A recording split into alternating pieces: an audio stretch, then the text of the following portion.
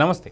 Elections వస్తున్న ప్రతిసారి ఈ ఫార్ములాని యూజ్ చేస్తున్నాడు జగన్ రెడ్డి. అయితే నిన్న జరిగినటువంటి ఒక రాయి దాడి అది ఎంతవరకు ఈ సక్సెస్కి లేదా ఈ ఫార్ములా మళ్ళీ సక్సెస్ అవుతుందా లేదా అని చెప్తానికి మనతో పాటు టీడీపీ అధికార ప్రతినిధి గొట్టిపాటి వంశీకృష్ణ మనతో పాటు ఉన్నారు. వారిని అడిగి తెలుసుకుందాం. నమస్తే. నమస్తే. అసలుకి ఎలక్షన్స్ వస్తున్న ప్రతిసారి రక్తము, హత్య వీటి మీదే జరుగుతున్నాయి. అంతకుముందు బాబాయ్ కావచ్చు, దానికన్నా ముందు వాళ్ళ నాన్న కావచ్చు, మొన్న ఈ మధ్య గీతాంజలి కావచ్చు, ఇప్పుడు ఇంతకుముందు పెన్షన్లకు సంబంధించినటువంటి ఒక 39 మంది వాళ్ళందరినీ కూడా చంపుకుంటూ వస్తున్నారు. ఇప్పుడు రాను రాను వస్తున్నటువంటి సర్వేలన్నీ కూడా వ్యతిరేకంగా వస్తున్నటువంటి ఒక కారణంగా ఇప్పుడు జగన్ రెడ్డి ఈ రాయి దాడి అనేది ప్లాన్ అంటారా, నిజంగానే అటాక్ అంటారా? దీని నుంచి ఏం చెప్తారు మీరు? ఎవరైనా రాయి సూటిగా ఇద్దరికి తగిలేటట్టు కొట్టగలరా? బేసిక్. ఇప్పుడు వెల్లంపల్లి శ్రీనివాస్కి జగన్కి ఒకేసారి అది కూడా లెఫ్ట్ ఐకి తగిలేటట్టు కొట్టారు. అంత క్లారిటీగా క్లియర్గా కొట్టగలరా? అటువంటి అవకాశం ఉంటుందా అసలు? పక్కా ప్లాన్ ప్రకారం ప్రతి ఒక్క విషయాన్ని తన సానుభూతి కోసం చూసుకోవడానికి ఎవరిని వదలడు జగన్. అది బాబాయ్ అయినా కావచ్చు, గీతాంజలి అయినా కావచ్చు, ఇంక పింఛన్దారులైనా కావచ్చు, ఇంకెవరైనా కావచ్చు. రీసెంట్గా సర్వేలన్నీ మనం చూసుకుంటా ఉన్నాం. అవును, గత ఎన్నో నెలలుగా చెప్తున్నదే కూటమి ప్రభంజనం అనేది ఖాయమైపోయింది. కానీ అంపశయ్య మీద ఉండి చివరిలో ఏదో ఒక ఆశ ఏదో ఒకటి ఉంటుంది. ఇట్లాంటి చిన్న చిన్న చిల్లర బేరాలు చేస్తే అయినా కానీ 4 సీట్లు పెరుగుతాయని, పెరగడానికి ఏం చేయాలి అని ఇటువంటి స్ట్రాటజీలన్నీ వీళ్ళు వేసుకుంటూ ఉంటారు. ఈ బ్యాచ్ మొత్తం ఇదే పని. ఇంకా అందులో భాగంగానే ఈరోజు ఈ రాయి మీరు అది క్లోజ్గా చూడండి. ఫస్ట్ ఒక 3 ఫోటోలు రిలీజ్ చేశారు. ఒక ఫోటోలో బ్లాక్గా బాగా కమిలిపోయినట్టుగా కనపడుద్ది ఎడిటింగ్. ఇక్కడ తగిలితే ఇక్కడ ఎట్లా కమిలిందో తెలీదు. అక్కడ రాయి వేసాడా, రాళ్ళు వేసారా? క్లారిటీ. రాళ్ళు వేసుంటే ఈజీగా పట్టుకోవడానికి. రాయి వేసాడంటే ఒక మనిషి వేస్తే ఒక రాయి వేస్తాడు, మల్టిపుల్ పర్సన్స్ వేస్తే రాళ్ళు వేస్తారు. ఖచ్చితంగా మల్టిపుల్ పర్సన్స్ వేసి ఉంటే పట్టుకోవడానికి ఈజీ వెంటనే. ఒక మనిషి ఏదో గుంపులో వేసాడు అనుకోవడానికి లేదు. ఇక్కడ వెల్లంపల్లికి తగిలింది, జగన్కి తగిలింది, ఇంత తగిలింది అని చెప్తున్నప్పుడు అక్కడ ఎందుకు పట్టుకోలేకపోయారు పోలీసు వాళ్ళు? పక్కా ప్లాన్ ప్రకారం కాకపోతే ఈరోజు ఎందుకు పట్టుకోలేకపోతున్నారు? దానికి 20 బృందాలు ఇవన్నీ పెట్టామంటున్నారు. అసలు ఒక సీఎం అంటే ఎటువంటి సెక్యూరిటీ ఉంటుందో మనం ప్రత్యేకంగా చెప్పక్కర్లేదు. ఆయన బుల్లెట్ ప్రూఫ్ ఒక క్యారవాన్ కానీ ఇవన్నీ సెటప్లు అవన్నీ ఉంటాయి. మనం రీసెంట్గానే చూసాం. అభిమానులు జస్ట్ ర్యాంప్ వాక్ మీదకి రమ్మంటే కూడా నేను రాలేను, 6 దాటిపోయింది, ఇంకా మనం కానీ వస్తే సెక్యూరిటీ ఇష్యూస్ అని చెప్పినోడు 8 గంటల ప్రాంతంలో ఓపెన్ టాప్ రూప్ మీదకి ఎలా వచ్చాడు?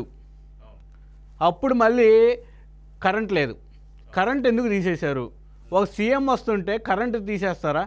ఏఈ కానీ డిఈ కానీ వీళ్ళందరూ ఏం చేస్తున్నారు అంటే పక్కా స్ట్రాటజికల్గా ఒక ప్లాన్ ప్రకారం అక్కడ ఏదో తగిలినట్టుగా భ్రమింపచేసి ఒక డ్రామా క్రియేట్ చేసి సానుభూతి వస్తే మనకు ఓట్లు పడిపోతాయి, రాష్ట్రం అంతా మనల్ని నమ్మేస్తారు.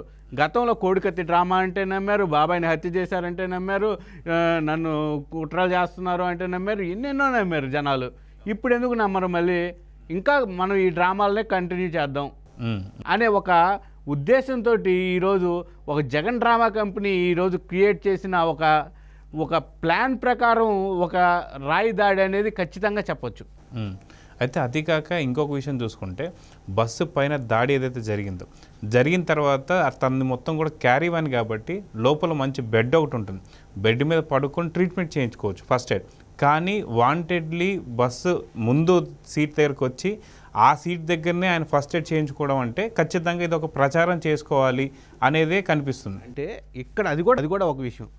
సీఎం తోటి క్వాలిఫైడ్ ఎంబీబీఎస్ డాక్టర్లు ఉంటారు. ఫస్ట్ ఎయిడ్ చేయించుకోవడానికి కానీ పూర్తి స్థాయి చికిత్స చేసుకునేదానికి కూడా అక్కడ తగిలింది పెద్ద దెబ్బేం కాదు కాబట్టి అది పెద్ద విషయం కూడా కాదు. లోపలికి వెళ్ళి చేయించవచ్చు. అక్కడి నుంచి ఒక ప్రభుత్వ ఆసుపత్రికి వెళ్ళినా ఎక్కడైనా దగ్గరలో ఆసుపత్రికైనా వెళ్ళొచ్చు. ఆ ఆసుపత్రికి వెళ్ళడానికి నిజంగా నొప్పి ఉండి దెబ్బ తగిలి ఉంటే 1.5 గంట సేపు ఎలా ఉన్నారు అక్కడే? 1.5 గంట సేపు ఒక డ్రామా క్రియేట్ చేసి అక్కడ ఆందోళన క్రియేట్ చేసి అప్పటికప్పుడే నిమిషాల వ్యవధిలో ప్లకార్డులు తీసుకొచ్చేసి గందరగోళం చూసేసి ఒక ఉద్రిక్త వాతావరణం క్రియేట్ చేసేసి ప్లకార్డులు మనం క్రియేట్ చేయాలంటేనే ఒక డిజైనర్ క్రియేట్ చేయాలంటేనే 50 to 1 hour ఈజీగా పడుతుంది. మళ్ళీ వాటి ప్రింట్అవుట్ తీయాలంటే ఎంతసేపు పడుతుంది? మినిమంలో మినిమము ఒక 2 గంటలైనా పడుతుంది. ఘటన జరిగిన 2 నిమిషాలకే ఈ ప్లకార్డులు అక్కడికి వచ్చినాయి. అది కాక పవర్ లేని ప్రాంతం మళ్ళీ అక్కడి నుంచి ఎంతో దూరం వెళ్ళాలి.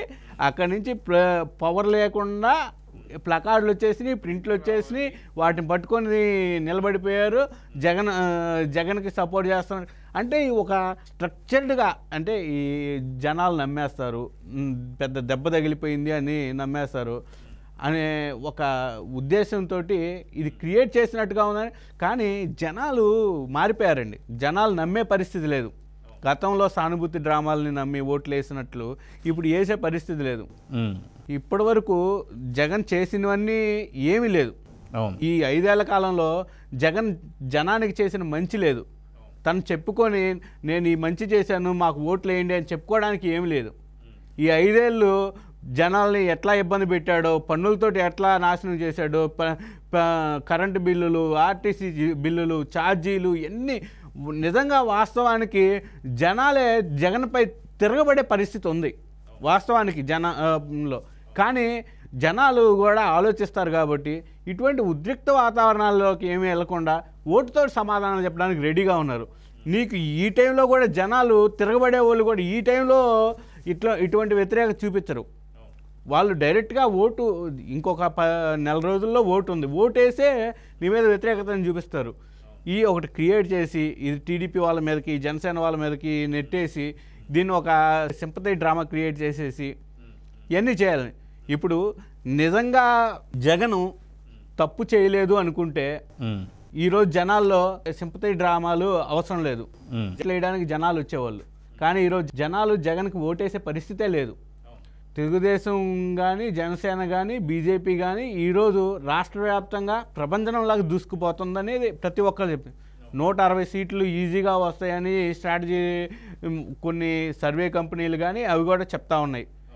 జగన్కి ఏవి ఓట్లు వచ్చే పరిస్థితి లేదు. 175కి 175 అని ఉడత ఊపులు ఏదో కొన్ని చెప్పొచ్చు కానీ ఓట్లు అయితే వచ్చే పరిస్థితి లేదు.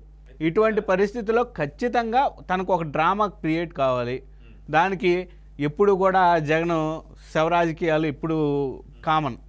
దానికోసం మొన్న గీతాంజలి అనే అమ్మాయి శవాన్ని వాడుకున్నారు, తర్వాత పింఛన్దారుల శవాన్ని వాడుకున్నారు, ఇంకా శవరాజకీయాలకు బాగా ట్రై చేస్తున్నారు. ఏమీ వర్కౌట్ కావట్లేదు, అన్నీ బెడిసి కొడుతున్నాయి. ఇప్పుడు ఇటువంటి ఒక డ్రామా క్రియేట్ చేయాలి. ఈ డ్రామాతోటి నెక్స్ట్ లెవెల్కి మనం ఖచ్చితంగా పోవాలి. అటువంటి అవకాశం ఉన్నది ఏకైకది. ఇతనికి ఏదైనా దెబ్బ తగిలే అవకాశమే. గతంలో ఎట్లాగో కోడికత్తి సూపర్ హిట్ కాబట్టి ఇప్పుడు అదే ఫార్ములాని మళ్ళీ ఇంకోసారి చేసుకుంటే హిట్ అవుద్దని ఒక అభిప్రాయం తప్పితే ఇతను ఇంకేం చేసింది లేదు. అయితే ఇక్కడ మనం చూసుకుంటే సొంత నియోజకవర్గంలోనే చెల్లెళ్ళు ఇద్దరు కూడా, సునీత రెడ్డి కావచ్చు, షర్మిలా రెడ్డి కావచ్చు, వీళ్ళిద్దరు కూడా కొంగు చాచి మరీ వాళ్ళు అడుగుతున్నటువంటి ఓట్ల పరిస్థితి చూస్తే అక్కడ ఒక భయాందోళనకు గురైపోయి విమలా రెడ్డి అనే వాళ్ళ అత్తగారిని దింపి తనతో ఒక మీడియా ముఖంగా ఒక ప్రెస్ మీట్ పెట్టించాడు. ఇవన్నీ పంచాయతీలు ఎందుకని చెప్పేసి వాళ్ళమ్మ విజయమ్మ యూఎస్కి వెళ్ళిపోయి షర్మిల కొడుకు దగ్గర, రాజారెడ్డి దగ్గర ఉంటుంది. సో ఇలాంటి అన్ని సందర్భాలు చూస్తే ఇంట్లో ఉన్నటువంటి ఒక 4 ఓట్లు కూడా తనకి వేయించుకోలేని పరిస్థితి ఉంటే ఇప్పుడు జనాలతో అసలుకి ఓట్లు పడే అవకాశం ఉందనుకోవచ్చా? ఖచ్చితంగా ఓట్లు పడే అవకాశం లేదు. అందుకనే ఈ డ్రామాలు. తనకి ఏదో ఒక శవం కావాలి, ఆ శవాలు దొరకట్లేదు కాబట్టి తనే ఏదో దెబ్బ తగిలిందని ఒకటి క్రియేట్ చేసుకుంటే వస్తుంది అని ప్లానింగ్ ఉంది. సో చూద్దాం సార్. మొత్తానికి రానున్న ఎలక్షన్స్ మరి ఎక్కువ రోజులు కూడా లేదు, ఖచ్చితంగా నెలలోనే ఎలక్షన్స్ ఉన్నాయి కాబట్టి సరైన నిర్ణయం ప్రజలు తీసుకోవాలని చెప్పి కోరుకుంటున్నాను.